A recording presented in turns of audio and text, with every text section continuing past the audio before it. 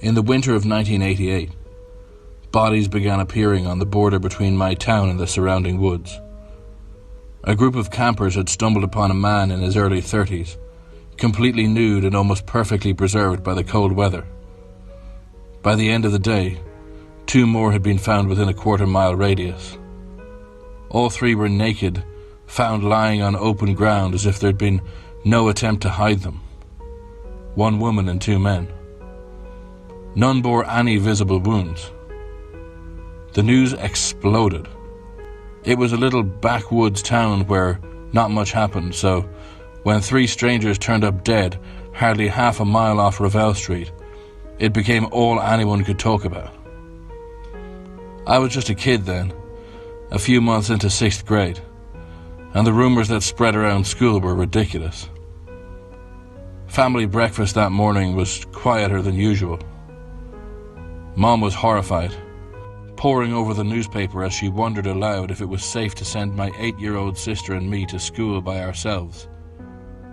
"Jesus," she said, gesturing at the paper. "Look at this, Michael. They've put their photos in. That's just not decent." Dad glanced over. "I'll bet you it's drugs, and this whole fuss is for nothing." "Can I see?" I asked, reaching out to take the paper from Mom. She pursed her lips. "Fine, but don't show Mandy." I grabbed it and looked it over.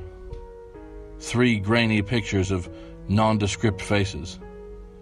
It was kind of disappointing, though I didn't dare say that out loud. While Mom was washing the dishes, I let my sister have a peek. Mandy stuck her tongue out as she looked them over. "That one looks like William," she giggled, pointing at the leftmost photo. A man with dark hair and a rasp of stubble. "He's a boy in my class." It was so innocently morbid that I couldn't help but laugh. I got up to help Mom with the dishes, though even as I occupied myself with chores, I couldn't help but linger on the strange death. My dad insisted there was a logical explanation for it all. 3 young people, drunk and stumbling lost in the woods on a below-zero night. "Well," he said, "you can imagine what happens next." In the following week, he was proven wrong. The autopsy was published. No trace of drugs, medicinal or otherwise, in their blood. No alcohol either. The cause of death couldn't be ascertained. There had been no physical trauma, no blood loss, no pre-existing medical conditions. The article in the newspaper declared it most closely resembled death by shock. A sudden massive rush of adrenaline, essentially stunning the heart into inaction. That only seemed to open up more questions. 1 person might have been explainable, but 3? What's enough to shock 3 people like that? A chunk of the woods had already been put under police patrol when a new body turned up. Nude yet unharmed like the others. It had been snowing pretty heavily that winter, blanketing the woods in a thick white layer. And at night, I'd lay awake and think of how awful it was to die like that. Freezing and alone with only the shadows of trees stretching over you. Before the week was over, there was a 5th body, sprawled in almost exactly the same spot. Somehow, nobody had seen where it had come from. 1 police officer interviewed by the press said he'd been passing through the area just minutes prior, and in the time that he was gone, it was like it had just blinked into existence. A fresh wave of rumors emerged at school, though now they were less nervously excited, more tinged with fear. Though the evidence was frustratingly non-existent, the unspoken consensus was that they had to be murders. When a 6th body popped up, a 10 p.m. curfew was imposed on adults and children alike. If I remember correctly, that was around the time the FBI caught wind of the case. The whole stretch of forest had already been cordoned off with police tape, the perimeter constantly surveilled by a flock of solemn-looking officers who made sure no one got in or out, I'd used to play in that forest all the time with my friends, and seeing it suddenly made into the site of 6 bloodless deaths was surreal, to say the least. That was what the media started calling it, the bloodless murders. Sometimes the bodies came in pairs, sometimes alone. By the 10th or 11th, there was a definite pattern. While they varied in ethnicity and sex, they were all relatively young, 20s to 40s, and all found nude. Some even looked as if they'd had clothes on minutes before, with the indentation of a watch or waistband still etched into their skin at the time of discovery. Have you ever been in a room where everyone's holding their breath? Every person just waiting for the ball to drop. The silence so bad that you could almost drown in it. Now imagine a whole town. You want to know the strangest part about all this? Weeks dragged on, and none of the bodies were ever identified. Their fingerprints were intact, but there were no known matches. DNA testing came up empty.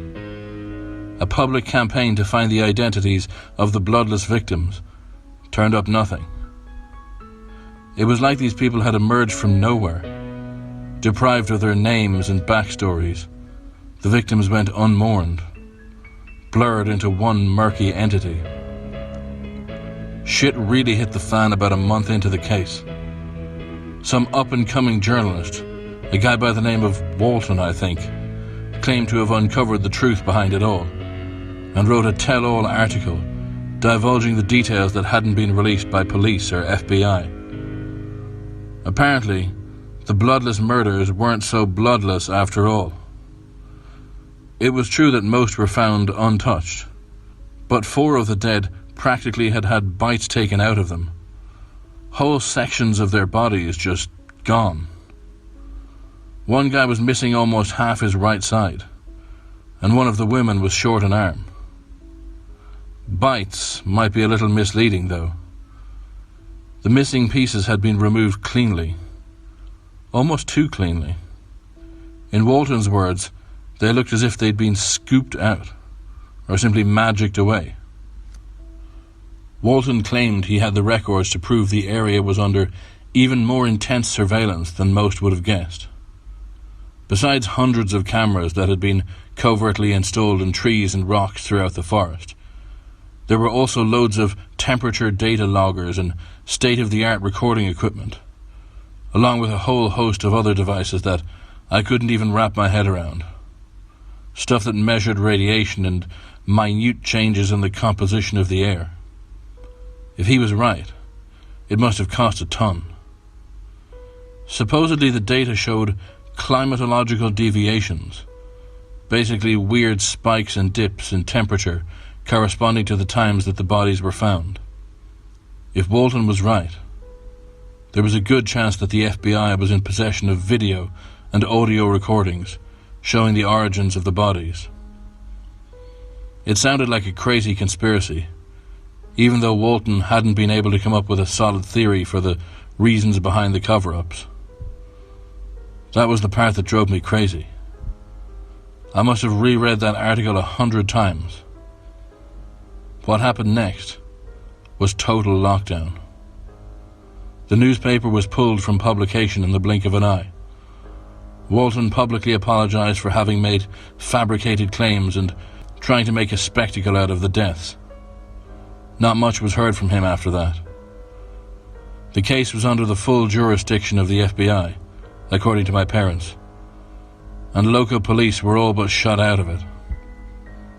I don't know what happened exactly, but suddenly the media coverage dropped to zero. At school, the teachers gave a talk about it, how we were all safe and there was to be no further spreading of rumors. I remember thinking about the weirdness of that whole day. While Mr. Russell was going on and on about the importance of following the curfew, there had been a team of adults who quietly escorted kid after kid out of the room, ushering each one back in about 10 minutes later. One of them was my friend, Sophia. After the assembly, I quizzed her about what had happened over a lunch of stale pizza. "It was really weird," she said, picking half-heartedly at her food. "They took a sample of my spit and some of my hair and nails too. You think they're checking for diseases?" I didn't know how to answer her. The whole thing left a sour taste in my mouth, and I felt helpless and scared. The parents must have been encouraged not to talk about it either, because whenever I brought it up to my mom and dad after the whole Walton fiasco had gone down, they shut me down fast. In hindsight, I probably never should have attempted the plan. On a Friday night, I snuck out after curfew, armed with only a handful of granola bars and a flashlight. I biked down to the woods. It didn't take long. It was one of those childhood routes that you know by heart. I wasn't even sure about what I was hoping to find. Chalk it up to a mix of curiosity and senselessness. There were patrols standing around, but I managed to make my way to a dense copse of trees and snuck in from there, feeling my heart racing 100 miles an hour as I ducked under the yellow police tape. The sheer stupidity of my idea hadn't quite settled in yet. If what Walton had written about the surveillance had been true, there wasn't a chance in hell that I wasn't going to get spotted. But being a kid and all, I hoped I'd get off with a slap on the wrist. I turned my flashlight onto the dimmest setting and began my trek, praying that I knew the path through the woods as well as I thought. Time passed differently that night.